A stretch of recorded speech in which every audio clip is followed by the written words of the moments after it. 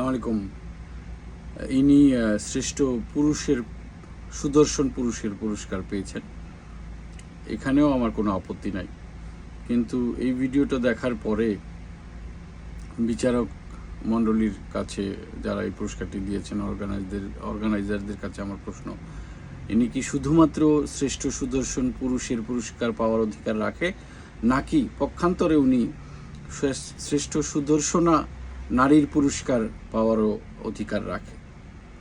এখানে কেউ ঠকেনি, কারণ অর্গানাইজাররা যে শারীরিক চাহিদা পূরণ করার দরকার অ্যাডলফ খানের কাছে সেটা পেয়েছে, তারা পুরস্কার দিয়েছে। অ্যাডলফ খানও যা চাইবার তা পেয়েছে। সবাই আসলে সমান সমান, এখানে কি আর কি বলেন আপনারা?